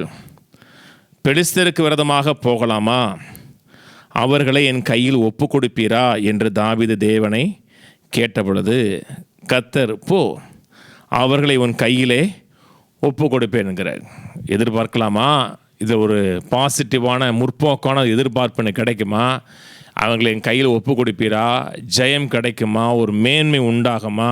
இந்த பகுதியில் நான் ஒரு ஜெயத்தை எடுக்க முடியுமான்னு கர்த்தர்ட்ட கேட்குறான். என்னை எதிர்பார்த்துட்டு போகிறான். சும்மா போல ஒவ்வொரு மணியும் தாவீதை குறித்த ஒரு காரியம் என்னதென்றால், தாவீது எப்பப்பெல்லாம் ஒரு காரியம் செய்யும் பொழுது கர்த்தர்ட்ட கேட்குறாரு, கர்த்தருடைய வார்த்தையை கேட்குறாரு. ஏன்னா அதுவும் அஸ்திபாரம். நம்முடைய எதிர்பார்ப்புக்கு அஸ்திபாரம் என்னென்றால் தேவனோட வார்த்தை தான். போங்கிறாரு, அவர்களை உன் கையிலே ஒப்பு கொடுப்பேங்கிறாரு. ஒரு ரேமா வார்த்தை வந்ததுக்கப்புறம், ஒரு வார்த்தை வந்ததுக்கப்புறம் அமைதியாக இருக்கிறது நல்லது கிடையாது. மூவாக ஆரம்பிக்கிறாரு. 11ஆம் வசனம், அவர்கள் பாகால் பிராசிமுக்கு வந்த பொழுது தாவீது அங்கே அவர்களை முறியடித்து தண்ணீர்கள் உடைந்தோடுகிறது போல தேவன் என் கையினால் என் சத்துருக்களை உடைந்தோட பண்ணினார் என்றார். அது நிமித்தம் அந்த ஸ்தலத்திற்கு பாகால் பிராசிம் என்று பெயரிட்டான். தண்ணீர் உடைந்து ஓடுகிறது போலன்னா ஒரு வெற்றியை எதிர்பார்த்து போனார். பெலிஸ்தர் மேலே ஒரு ஜெயத்தை எடுத்தலான்னு போனார். ஆனால் அவர் எதிர்பார்த்ததுக்கு மிஞ்சி வெற்றி கிடைக்கிறது. தண்ணீர் உடஞ்சி ஓடுகிறது போல. தண்ணி உடஞ்சி போச்சுன்னா ஒரு வழியில் போகாது. இப்போ ஃப்ளட்டெல்லாம் வரும்போது போகிறவங்க வந்து இப்போ பார்க்குறீங்களா, ஒரு இடத்துல தண்ணி வரும், எங்கெங்கே பிச்சுக்குள்ளே வீட்டுக்குள்ளே போகும், அங்கே போகும், இங்கே போகும், பல பகுதியில் போகும். வெள்ளம் சொல்ல தண்ணீர் உடைந்து ஓடுகிறது போல் தேவன் கையினால் என் சத்துருக்களை உடைந்தோட பண்ணினா தெரித்து ஓடுறான். எல்லா பகுதியிலும் ஓடுறான். வெற்றி இல்லை. இவனை பார்த்து எதிரிகள் சிதறடிக்கப்பட்டு ஓடும் பொழுது சொல்கிறாரு, அந்த இடத்துல அவருக்கு பாகால் பிராசிம் என்று பெயரிட்டான் இருக்கு. இந்த பாகால் பிராசிம்ங்கிற வார்த்தை நீங்கள் ஆம்பிளிஃபைட் பைபிள் படித்து பார்த்தீங்கன்னா த லார்ட் ஆஃப் பிரேக்கிங் த்ரூ அப்படியே வைக்கிறான். நான் ஒரு வெற்றியை எதிர்பார்த்து போனேன், தேவன்கிட்ட அந்த வார்த்தையை கேட்டேன், ஜெயிக்கலாமா, மேற்கொள்ள முடியுமான்னு கேட்டேன். ஆனால் கேட்டதுக்கு மேலான ஒரு தேவன் ஒரு வெற்றியை ஏற்படுத்தி கொடுத்து தேவன் திருப்பு முனைகளை ஏற்படுத்தி கொடுக்குற தேவன் என்பதை நிரூபித்தார். உங்கள் வாழ்க்கையிலையும் தேவன்கிட்ட ஒரு வாக்குத்தத்தை வந்திருக்கு. இதனை செய்யலாமா, இப்படி இருக்கலாமா, நான் முன்னேறலாமான்னு கர்த்தரோட வார்த்தையை கொடுத்துருக்கிறார் என்றால் தேவனோட வார்த்தையை நம்பி போங்க. எல்லாம் முற்றிலும் அடைக்கப்பட்டது போல தெரியலாம், ஃபுல்லி க்ளோஸ்டாக இருக்கலாம், வழியே இல்லைங்கிற மாதிரி இருக்கலாம். எப்பொழுதுமே ஒரு வழி இருக்குது. சொன்னார், ஐ ஆம் த வேனர். வழி இருக்கிறது. எப்போவுமே நாம் முன்னேறி போவதற்கு ஒரு வாசல் இருக்கிறது. அதனால் சோர்ந்து போக வேணாம். தளர்ந்து போக வேண்டாம். இம்மட்டும் கர்த்தர் நடத்தியிருக்கிறார் என்றால் கர்த்தரை நம்புங்க, கர்த்தருடைய வார்த்தையை நம்புங்க. தேவனுடைய வார்த்தை சொல்லுகிறது, அவர் பாகால் பிராசியமாக இருக்கிறார், திருப்புமனைகளை ஏற்படுத்துகிற தேவனாக இருக்கிறார். தேவன் ஒரு மனிதனுக்கு திருப்புமனை ஏற்படுத்தி கொடுத்திருக்கிறார் என்பதை வேதத்தில் எழுதியிருக்கிறது. அது பரலோக ரெக்கார்டில் எழுதியிருக்கிறது என்றால் அதை நீங்கள் விசுவாசிக்கிறீர்கள் என்றால் அதை உங்களுடைய வாழ்க்கையிலும் என்னுடைய வாழ்க்கையிலும் திரும்ப செய்வதற்கு தேவன் ஆயத்தமாக இருக்கிறார். ஒரு காரியம் செய்திருக்கிறார், இதான் இப்படித்தான் செய்கிறேன்னு சொல்லியிருக்கிறார் என்றால் கட்டாயம் செய்வார்.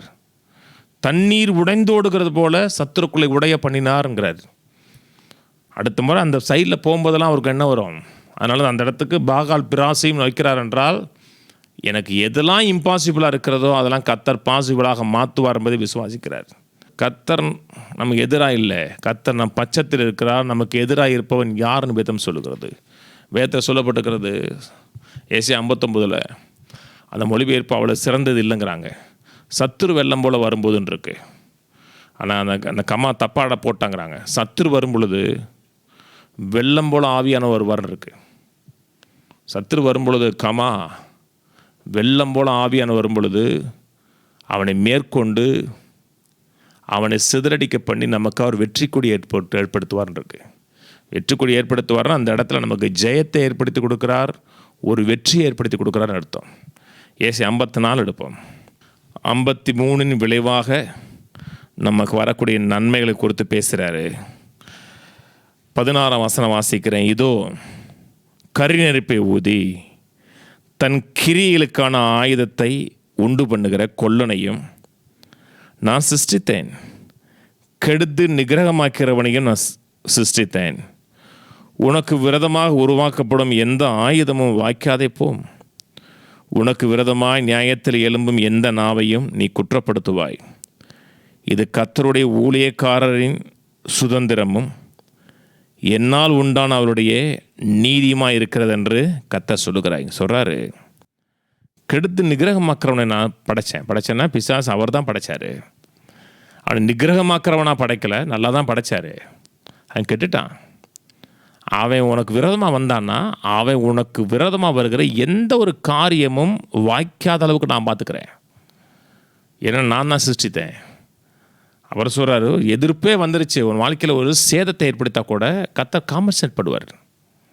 பிசாசு ஒரு காரியம் நம்ம வாழ்க்கையில் செஞ்சிட்டான்னா நம்முடைய தவறுலாம் கூட நடந்திருக்கலாம். ஏன்னா கர்த்தர் ஒரு நாளும் தீமை செய்கிறதுக்கு இடம் கொடுக்குற தேவையில்லை. நம்மளுடைய தவறுனால இடம் கொடுத்துருக்கலாம். அதனால தான் வேதம் சொல்லுகிறது, ஆகாயில் சொல்கிறவங்க வழிகளை சிந்திச்சு பாருங்கிறார். நாம் மிஸ் பண்ணியிருந்தால் கூட கர்த்தர்ட்ட சரியாக வந்தோம்னா, ஆனால் யோபுடைய வாழ்க்கையில் பிசாசு கையை வச்சான். கர்த்தர் ரெஸ்டோர் பண்ணும் பொழுது தரத்திலையும் அளவுலையும் சிறப்பாக ரெஸ்டோர் பண்ணார். பிள்ளைகளை இழந்தார், சொத்துக்களை இழந்தார். சொத்து டபுளாக்குனார், பிள்ளைகளை கர்த்தர் அழகாக்குனார். முதல்ல பிறந்த பிள்ளைகள் அழகாக இருந்துச்சுன்னு வேதம் சொல்லலை. ஆனால் பின்னாடி பிறக்கிற பிள்ளைகளை குறித்து வேதம் சொல்லுகிறது, சகல கிழக்கத்திரி புத்திரை பார்க்கலும் யோபுடைய பிள்ளைகள் அழகாக இருந்தான்ருக்கு. சொத்தையும் சிறப்பாக்குனார், பிள்ளைகளையும் அழகாக்குனார். கர்த்தர் ரெஸ்டோர் பண்ணுறாருன்னா சிறப்பாக ரெஸ்டோர் பண்ணுவார். சத்துரு எந்த விதத்துலையும் நம்முடைய வாழ்க்கையில் மேன்மையடைவதற்கு கர்த்தர் இடம் கொடுக்க மாட்டார். ஏன்னா சிருஷ்டித்தர் அவர். அப்புறம் சொல்கிறாரு, இப்படிப்பட்ட சுதந்திரம் நமக்கு விரதமாயிலும் எல்லா ஆயுதமும் வாய்க்காத போகும், ஏன்னா நாம் செய்கிற எல்லாமே நமக்கு வாய்க்கும். அப்படி சொல்லிட்டு இப்படிப்பட்ட சுதந்திரம் என்னால் உண்டானவருடைய நீதியுமாக இருக்கிறது என்று கர்த்தர் சொல்கிறான் இருக்கு. சில ஆங்கில பைபிளில் triumph over opposition is the heritage of the servant of the Lord இருக்கு. எதிர்ப்பின் மையத்தில் வெற்றி பெறுவது தேவ மனிதர்களுடைய தேவனுடைய பிள்ளைகளுடைய சுதந்திரமாக இருக்குன்றிருக்கு. அதான் நம்முடைய சுதந்திரம். 1000 எதிர்ப்புகள் இருக்கலாம், எதிர்மறைகள் இருக்கலாம், வழியே இல்லைன்னு இருக்கலாம், வாய்ப்பே இல்லைன்னு இருக்கலாம். அந்த எதிர்ப்பின் மத்தியிலையும் வெற்றி பெற்று முன்னேறி போவது உங்களுடைய என்னுடைய சுதந்திரம். அது நம்முடைய ஹெரிட்டேஜ். அது விசுவாசிங்க, எதிர்பாருங்க. என்ன வேதம் சொல்லுகிறது? சங்கீதம் 89:34 வாசிக்கிறேன். என் உடன்படிக்கை மீறாமலும் என் உதடுகள் விளம்பினதை மாற்றாமல் இருப்பேன். என் உடன்படிக்கை மீற மாட்டேன், நான் சொன்னதை மீறிட மாட்டேன். நான் என்ன சொன்னனோ அதை அப்படி செய்வேன். கர்த்தருடைய வார்த்தை ஒன்று வந்துருச்சு, அது கவனன்ட்டு. கர்த்தர் உடன்படிக்கை மீறிட்டார் என்றால் அவர் உயிரோடு இருக்க முடியாது. ஏன்னா உடன்படிக்கை உயிரின் அடிப்படையில் சொல்கிறது. கர்த்தர் நமக்கு ஒரு திருப்புமுனை ஏற்படுத்தி கொடுப்பார், ஒரு மாற்றத்தை ஏற்படுத்தி கொடுப்பார், வழியே இல்லாத வழிகளை ஏற்படுத்தி கொடுப்பார்னு அவர் சொல்லிட்டாருன்னா அது கவனன்ட்டு. கர்த்தர் நிச்சயம் செய்வார். நமக்கு ஒரு பிரேக் த்ரூ ஏற்படுத்தி கொடுப்பார், ஒரு மாற்றத்தை ஏற்படுத்தி கொடுப்பார், எதிர்பார்க்கிறத ஒரு ஷிஃப்ட்டை ஏற்படுத்தி கொடுப்பார்னு விசுவாசிங்க. 10 ஆண்டுகள் இல்லாத ஒரு வெற்றியை இந்த 11வது ஆண்டில் நான் காண்பேன் என்று விசுவாசிங்க. ஏன்னா தேவன் திருப்புமுனைகளை ஏற்படுத்துகிறவர், எதிர்பார்க்க முடியாத பிரமிக்கத்தக்க ஒரு வெற்றியை ஏற்படுத்தி கொடுக்கிறவர். அப்படிப்பட்ட தேவனாக இருக்கிறார் என்றால் விசுவாசிக்கிறதை விட்டுறாதீங்க. ஏனென்றால் என் உடன்படிக்கையை நான் மீற மாட்டேன், என் உதடுகள் விளம்பினதை நான் மாற்ற மாட்டேன். அப்புறம் சொல்கிறாரு, ஒரு விஷயம் பரிசுத்தத்தின் பேரில் ஆணையிட்டேன் தாவீதுக்கு, நான் பொய் சொல்ல. கர்த்தர் நான் சொல்லிட்டேன்னா கட்டாயம் நிறைவேறும். என்னுடைய பார்ட்டை என்ன, அதை காண்கிற வரை நான் கன்சிஸ்டண்ட்டாக வெயிட் பண்ணணும், விட்டுறக்கூடாது. ஒரு மனுஷன் வர்றாருன்னா கூட ரயில்வே ஸ்டேஷனில் வெயிட் பண்ணுறோம், அவர் வருவார்னு வெயிட் பண்ணுறோம். வந்ததுக்கப்புறம் ஒரு பரவசம் இருக்குது. வருவதற்கு முன்பாகவே ரொம்ப வேண்டிய ஆள் பல ஆட்கள் பார்க்காம இருக்கிறாள் வர்றாருன்னா ஒரு ஈகர் ஆன்டிசிபேஷன், சிரிப்போடு இருப்போம். அப்படி வெயிட் பண்ணுங்க. கர்த்தர் சொல்லியிருக்கிறாரு, தேவன் பொய் சொல்ல மனுஷன் அல்ல, சொல்லியும் செய்யாது இருப்பாரா? அப்படி சொல்லியிருக்கிறாங்க. ஈகர் வாஞ்சியோடு எதிர்பாருங்க. நீங்கள் நம்புகிறது, நீங்கள் எதிர்பார்க்கறது கர்த்தராலே, கர்த்தரோட வார்த்தைகளால் வரும். ஏன்னா நம்பிக்கையின் தேவன், காட் ஆஃப் ஹோப்புன்னு இருக்கு. அவரே நம்பிக்கையின் தேவன் இருக்குது. கட்டாயம் நம்புறதை செய்வார். வேதத்தில் வாக்குத்தத்தங்களை பாருங்கள், அவர் சொன்னதை பாருங்கள். எனக்கு என்னுடைய தகப்பனார் இருந்தார். என் தகப்பனார் அந்த காலத்தில் அவ்வளோ பொருளாதாரம் இல்லை, வாத்தியாராக இருந்தார். அவ்வளோ பொருளாதாரம் இல்லை. இன்றைக்கி இருக்க மாதிரி டீச்சர்ஸுக்கு அன்றைக்கி சம்பளம் கிடையாது. அவ்வளோ பொருளாதாரம் இல்லாட்டா கூட எங்களுக்கு ஒன்று செய்வேன்னு சொன்னார் என்றால் அவர் சொன்னதை நம்பணும். நாங்கள் கட்டாயம் செய்வார்னு நம்பணும். எங்கள் அப்பா செய்கிறது மட்டும் இல்லை, அவர் வாங்கி கொடுத்தானா தரமான பொருளை வாங்கி கொடுப்பார். ஒரு மனுஷிகமான தகப்பனுடைய பேச்சை நம்புகிறோம் என்றால் நமக்காக உயிரை கொடுத்த தகப்பன், நான் உன்னை விட்டு விலகுதலின்னாரு, கைவிட மாட்டேன்னாரு. சொன்னதை செய்யும் அளவும் உன்னை கைவிட மாட்டேன்னு சொன்னார். அவர் சொல்லியிருக்கிறாரு, நம்புங்க, அதில் எதிர்பாருங்க. தேவன் பொய் சொல்ல மனுஷன் இருக்கு, கட்டாயம் செய்வார். எபிரேயர் 6 போவோம், 13ஆம் வசனம்.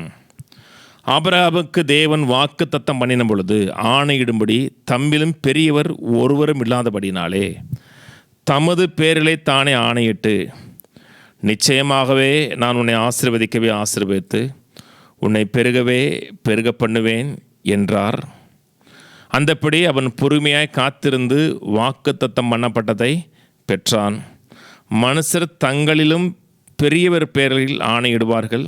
உறுதி பண்ணும்படி ஆணையிடுதலே சகல விவாதத்திற்கு முடிவு. அந்தபடி தேவனும் வாக்குத்தத்தம் பண்ணப்பட்டவர்களை சுதந்தரித்து கொள்ளுகிறவர்களுக்கு தமது ஆலோசனையின் மாறாத நிச்சயத்தை பரிபூர்ணமாக காமிக்கும்படி சித்தமுள்ளவராய் ஒரு ஆணையினாலே அதை சிறப்படுத்தினார். ஆபிரகாமை குறித்து சொல்கிறார், உன்னை ஆசீர்வதிப்பேன், உன்னை பெருக பண்ணுவேன்னு சொன்னார். அவனுக்கு ஒரு நிச்சயத்தை கொடுக்கும்படியாக வாக்குத்தத்தத்தை கொடுக்குறார். வாக்குத்தத்தமே நிச்சயமானது. ஏன்னா தேவன் உடன்படிக்கை மீற மாட்டார், உதடுகள் விளம்பினதை மாற்ற மாட்டார். அதே நேரத்தில் இன்னொன்று சொல்கிறாரு, தன்னை பார்க்கலும் பெரிய ஆள் யார் இல்லாதனால தமது பேரில் சத்தியம் பண்ணார் இருக்கார். தேவன் வாக்குத்தத்தம் பண்ணனாவே போதும், தேவன் வார்த்தை மீற முடியாது. ஏன்னா வார்த்தை ஒவ்வொன்றும் உடன்படிக்கையாக இருக்கிறது. வாக்குத்தத்துக்கு மேலே கர்த்தர் என்ன சொல்கிறார் என்றால், என் மேலே சத்தியமாக சொல்கிறேங்கிறார். இந்த காலத்தில் இந்த பழக்கம் இருக்குமா தெரியல, அந்த காலத்தில் எங்கள் வீட்டில் ஒரு பழக்கம் இருந்துச்சு. ஒரு காரியத்தை உறுதியாக அவங்க சொல்கிறது உண்மையாக தானா என்பதை கேட்பதுக்கு என்ன பண்ணாங்கன்னா, அடுத்தவங்க தள்ளி சத்தியம் பண்ண சொன்னாங்க. அம்மா பேரில் சத்தியம் பண்ணு, அப்பா பேரில் சத்தியம் பண்ணுனாங்க. ஏன் சத்தியம் சொன்ன சொன்னாங்கன்னா, அவங்களோட உயிர் மேலே சத்தியம் பண்ண சொன்னாங்க. யார் அந்த வீட்டில் மதிப்பானவர்களோ முக்கியமானவர்களோ அவங்க மேலே அதை கேட்க சொன்னார். பெரியவங்க மேலே தான் கேட்க சொன்னாங்க. தேவனை பார்க்கல அவங்க பெரியவர் கிடையாது. தேவன் சொல்கிறேன், என் உயிர் மேலே ஆணையாக சொல்கிறேன், நான் சொன்னதை நிறைவேற்றுவேங்க, நான் வாக்கு பண்ணதை நிறைவேற்றுவார் என்றால் அது எதிர்பாருங்க, நம்புங்க. பிள்ளை இல்லைன்னா பிள்ளை எதிர்பாருங்க. தேவன் கற்பத்தின் கனியை கொடுப்பார்னு விசுவாசிங்க. பல ஆண்டுகள் காத்திருக்கலாம். காத்ததுக்கு ஒரு தேவன் ஒரு முற்றுப்புள்ளி ஏற்படுத்துவான்னு விசுவாசிங்க. இதுவரை தொழிலில் ஒரு பெரிய முன்னேற்றம் இல்லை, பிரேக் த்ரூ இல்லைன்னா கர்த்தர் பிரேக் த்ரூவை ஏற்படுத்துவார்னு விசுவாசிங்க. ஏனென்றால் தேவன் திருப்புமுனைகளை ஏற்படுத்துகிறவர், வழியே இல்லாத இடத்தில் வழிகளை ஏற்படுத்துகிறவர், அவார்ந்த வழியில் நீரூற்றுகளை ஏற்படுத்துகிறவர், கற்பாறையிலிருந்து தண்ணீரை கொண்டு வருகிற தேவன். அந்த தேவன் சொல்கிறாருன்னா விசுவாசிங்க. பொருளாதாரத்தில் மாற்றம் வரணும் விசுவாசிங்க, அற்புதம் நடக்கணும் விசுவாசிங்க, என் தேவைகள்லாம் சந்திக்கப்பட்டு நான் மீதம் எடுக்கிறதுல வரும்னு விசுவாசிங்க. வாசனை சொல்கிறது விசுவாசிங்க. ஏசி 61 பாருங்கள், ஒரு அல்டிமேட் எண்டிலிருந்து ஒரு புதிய வாழ்க்கையை கொடுக்குறாரு. சாம்பலுக்கு பதிலாக சிங்காரங்கிறார். சாம்பல்னா நான் முடிஞ்சிச்சுன்னு அர்த்தம். ஃபைனல் ஃபார்ம், இனி வாய்ப்பே இல்லைங்கிற ஃபார்ம். அந்த இடம் சொல்கிறார், சாம்பலுக்கு பதிலாக ஒரு சிங்காரமான வாழ்க்கையை கொடுப்பேன், வெக்கத்துக்கு பதிலாக ரெட்டிப்பான நன்மையை கொடுப்பேங்கிறார். அதான் தேவன். எதிர்பாருங்க. எதிர்பார்க்கிறது எந்த இதிலையும் விட்டு விடாதீர்கள். பெருசாக எதிர்பாருங்க. தேவன் மைமைப்படக்கூடியதில் எதிர்பார்க்க. அதில் தேவன் இல்லை என்றால் தோற்று விடுவோமே எதிர்பாருங்க. தேவன் உங்கள் எதிர்பார்ப்புக்கு தேவனாக இருப்பார். தேவன் சொன்னதை கட்டாயம் நிறைவேற்றுவார். ஒரு காலம் பிசாசுடைய பொய்களை நம்பாதீங்க. பிசாசு சொல்லுவான், முடியாதும்மா, வாய்ப்பு இல்லைம்மா, இது நடக்கவே நடக்காதும்மா. அவன் அந்த அளவுக்கு கதறுகிறான் என்றால் உங்களுடைய விசுவாசம் அவனை டென்ஷன் ஆகியிருக்குன்னு அர்த்தம். அவனை பதற வைக்கிறதுனா என்ன அர்த்தம்னா, சம்திங் நடக்க ஆரம்பிச்சுன்னு அர்த்தம். இவ்வளோ பதறனா நடக்காது, வாய்ப்பே இல்லை, விட்டுருன்னு சொன்னாருன்னா கிட்டத்தட்ட பக்கத்தில் வந்துட்டோம்னு அர்த்தம். விட்டுறாதீங்க. 1000 எதிர்ப்புகள், 1000 எதிர்மறையான காரியங்கள் வந்தாலும் தேவன் மேலுக்கு விசுவாசத்தை விட்டுறாதீங்க. பிசாசு சொல்கிற பொய்களை நம்பாதீங்க. அவன் பொய்களுக்கு தகப்பன் இருக்குது. வாய்ப்பே இல்லைன்னா வாய்ப்பு இருக்குன்னு அர்த்தம். சுகமாக மாட்டேன்னு சொன்னால் சுகமாயிருன்னு அர்த்தம். பணம் வராதுன்னா பணம் வரும்னு அர்த்தம். நீ கீழே போயிடுவோன்னா மேலே போவோன்னு அர்த்தம். அவன் சொன்னதுக்கு எதிராக வச்சு பாருங்கள், அதான் சத்தியமாக இருக்கும். 2வது காரியம், நல்லதை பேசுங்க. நல்லதை எதிர்பார்த்தீங்கன்னா நல்லதை பேசுங்க. ஒரு வாயில் நல்ல வார்த்தைகள் வரட்டும், அது தேவனோட வார்த்தையாக வரட்டும். சங்கீதம் 50:23 சொல்கிறாரு, சோத்திர பலியிடுகிறவன் என்னை மைமைப்படுத்துகிறான், தன் வழியை செவ்வைப்படுத்துகிறவனுக்கு தேவனுடைய ரட்சிப்பை வெளிப்படுத்துவேன் என்று சொல்லுகிறார். வாயை திறந்து நல்லதை பேசுங்க, தேங்க்ஸ் பண்ணுங்கள், சோத்திரம் செலுத்துங்க. கர்த்தர் சொல்லியிருக்கிறார் என்றால் தேவன் கட்டாயம் செய்வார் என்று முன்கூட்டியே தேங்க்ஸ் பண்ணுங்கள். ஆண்டவரே, இந்த வெற்றியை கொடுத்ததுக்காக நன்றி, இந்த நிறைவை கொடுத்ததுக்காக நன்றி, இந்த பிரேக் த்ரூ ஏற்படுத்தி கொடுத்ததுக்காக நன்றி சொல்லுங்கள். முன்கூட்டி நன்றி சொல்லுங்கள். நன்றி சொன்னீங்கன்னா ரட்சிப்பை வெளிப்படுத்துவேங்கிறார். ரட்சிப்பை வெளிப்படுத்துவேன், அதில் ஒரு விடுதலை ஏற்படுத்தி கொடுப்பேங்கிறாரு. இன்னொரு காரியம், தொடர்ந்து எதிர்பாருங்க. 4வது காரியம், விதைக்கிறத மிஸ் பண்ணிடுறாங்க. எதை எதிர்பார்க்கிறீர்களோ அதற்கு ஒரு விதையை விதைங்க. விதையை விதைக்கிறீங்கன்னா தேவனை ஹானர் பண்ணுறீங்கன்னு அர்த்தம். கர்த்தர் அதுக்கு ஒரு விளைச்சல் ஏற்படுத்தி கொடுப்பார்னு அர்த்தம். எதெல்லாம் எதிர்பார்க்குறீங்களோ அதுக்கு ஒரு விதைப்பை எதிர்பாருங்க. விதைப்புக்கேற்ற அறுவடை உண்டாகின்றிருக்கு. விதைங்க, தேவனை கனப்படுத்துங்க, தேவனை உங்கள் வாழ்க்கையில் முதல்ல வச்சு வாங்க. எலிசா காலத்தில் நம்பிக்கை இல்லை அந்த விதவிக்கு. கடைசி உணவை சாப்பிட்றாங்க. முதல்ல எனக்கு விதைக்க சொன்னார். ஏன்? அப்போ தான் பிரேக் த்ரூ ஏற்படுகிறது. முதலாவது கர்த்தர். தேவனை முதல்ல வைங்க, வார்த்தை முதல்ல வைங்க, அவருடைய சிந்தனைகளை முதல்ல வைங்க. உங்கள் சிந்தனைகள் கீழே போட்டு அவர் சிந்தனைகளை முதல்ல வைங்க. நீங்கள் நம்புகிறது, எதிர்பார்க்கிறது அவராலே வரும். ஏனென்றால் தேவன் புதிய காரியங்களை செய்கிறார். வேதம் முழுவதும் படித்து பார்த்தீங்கன்னா பழைய ஏற்பாட்டு காலத்தில் ஒவ்வொரு முறையும் தேவன் புது யுக்திகளை செய்வார். அந்த தேவன் நம்முடைய தேவன், உங்களுடைய தேவன். இந்த ஊழியத்தில் கர்த்தர் பெரிய காரியங்களை செய்வார். நீங்கள் ஆச்சரியப்படக்கூடியதில் பெரிய காரியங்களை செய்வார். வேதம் சொல்லுகிறது, இதிலும் பெரிதானதை காண்பாயின் இருக்கு. அப்படிப்பட்ட காரியங்கள் வாழ்க்கையில் ஊழியத்தில் கர்த்தர் செய்து தம் நாமத்தை மையப்படுத்துவார். விசுவாசிக்கிறதை விட்டுவிட வேண்டாம், எதிர்பார்க்கிறதை விட்டுவிட வேண்டாம், சோத்திரம் செலுத்துகிறதை விட்டுவிட வேண்டாம். கர்த்தர் உங்களை பரிபூர்ணமாக ஆசீர்வதித்து அடுத்த லெவலுக்கு கர்த்தர் கொண்டு போவார். ஆமென். ஜெபிப்போம். பிதாவே, உம்மை துதிக்கிறோம், ஸ்தோத்திரிக்கிறோம், நன்றி செலுத்துகிறோம். நீங்கள் செய்திருக்கிற சகல நன்மைகளுக்காக, சகல கிருபைகளுக்காக நன்றி. இயேசு நாமத்தில் புது உடன்படிக்கை ஊழியத்துக்காக நன்றி. இந்த ஊழியத்தில் இருக்கிற ஒவ்வொரு குடும்பங்களுக்காக, இணைய போகிற குடும்பங்களுக்காக, இணைத்திருக்கிற குடும்பங்களுக்காக நன்றி செலுத்துகிறேன்.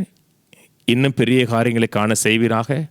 ஊழியத்தின் எல்லைகளை கர்த்தர் விஸ்தாரமாக்குவீராக. அநேக ஜனங்களுக்கு இந்த ஊழியம் ஒரு கலங்கரை விளக்கமாக இருக்கட்டும், மலையின் மேலக்க பட்டணமாக இருக்கட்டும். இன்னும் வரங்களும் வல்லமைகளும் செயல்படட்டும். கர்த்தர் கூட இருக்கிறார் என்பதை கர்த்தர் காண செய்ய வேண்டுமா ஜெபிக்கிறோம். எல்லா கனமும் எல்லா மகிமையும் உமக்கே செலுத்துகிறோம். இயேசு நாமத்தில் பிதாவே, ஆமென். கர்த்தர் உங்களை ஆசீர்வதிப்பார். கர்த்தர் உங்களை பெரிய காரியங்களும் கர்த்தர் உங்கள் வாழ்க்கையில் நிச்சயமே காண செய்வார். எதிர்பாருங்கள். God bless you.